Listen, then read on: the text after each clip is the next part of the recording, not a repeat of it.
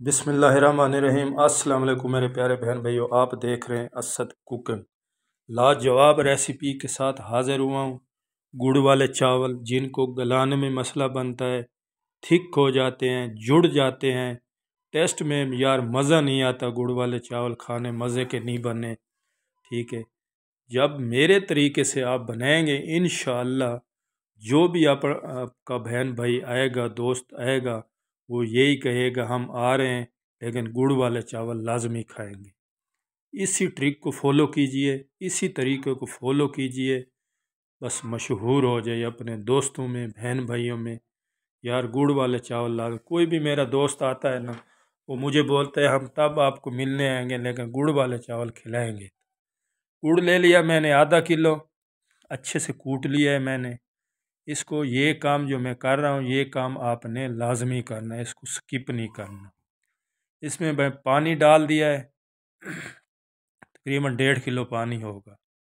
دیکھ سکتے ہیں اس کے اوپر کتنا گند آیا ہے، مٹی آئی ہے۔ بالنے کا یہ فائدہ ہے، ڈائریکٹ گڑ نہیں ڈالنا، اس چیز کا خیال کیجیے۔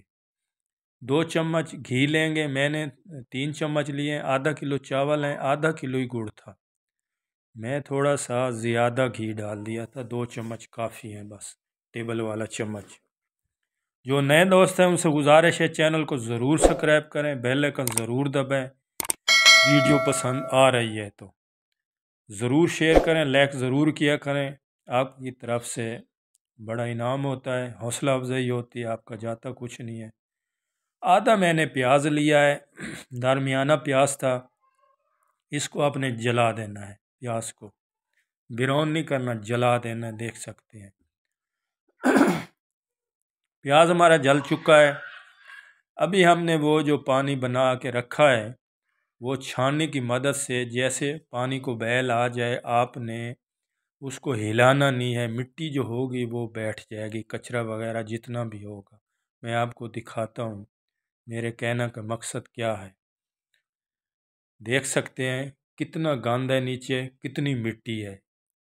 یہ ٹرک آپ نے لازمی فالو کرنی ہے۔ کچھ لوگ ہوتے ہیں چاولوں کو بیل کر کے گڑ والے بناتے ہیں، میں اس کو بولتا ہوں وہ اناڑی ہیں۔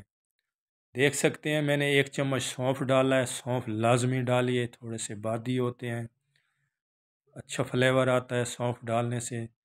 دیکھ لیں بیل آ چکا ہے، میں ابھی اس میں چاول بھگو دوں گا۔ میں نے گھنٹہ پہلے چاول بھگو دیے تھے، آدھا گھنٹہ پہلے۔ دیکھ سکتے ہیں اس کو ابھی نہ تیز آنچ پہ، ہلکی آنچ پہ میں اس کو پکنے دوں گا جب تک یہ جو میں نے شیرہ بنایا ہے جب تک یہ سوکھ نہ جائے۔ دیکھ سکتے ہیں کافی حد تک یہ سوکھ چکا ہے، تھوڑا تھوڑا سا رہتا ہے۔ ابھی میں اس کو دم لگاؤں گا۔ دم لگانے میں سارا اس کا ٹرک جو ہے وہ دم لگانے میں، ایک کپڑا گیلا لینا ہے صاف سا، ڈھکنے کے اوپر لگا کے اوپر کوئی وزن والی چیز رکھ دیں، اینٹیں رکھ دیں، جو بھی آپ کے پاس اویلیبل ہے وہی چیز آپ رکھ سکتے ہیں۔ 15 سے 20 منٹ اس کو آپ نے دم لگانا ہے۔ ابھی اس کو میں نے اتار دیا ہے 15-20 منٹ بعد۔ دیکھ سکتے ہیں آپ کے سامنے ہے، ایک ایک چاول الگ ہے، جڑے نہیں ہیں، ٹوٹے نہیں ہیں، سمجھ آ گئی ہے، غور سے سنیے۔ ماشاءاللہ اتنے ذائقے دار بنے ہیں، آپ سے جو جڑ جاتے ہیں، گلتے نہیں ہیں، پتہ لگتا ہے یار یہ تھوڑے تھوڑے سے کچے ہیں، اس میں وہ چیز نہیں ہے۔ ذائقے میں تو یہ کمال کے ہیں، ٹھیک ہے۔ جب کسی کو کھلائیں گے پھر مجھے نیچے آ کے کمنٹ میں بتانا بھائی آپ نے واقعی کوئی چیز بنا کے ہمیں دی ہے۔ اپنے چینل کا خیال رکھیے، مجھے دیجیے اجازت۔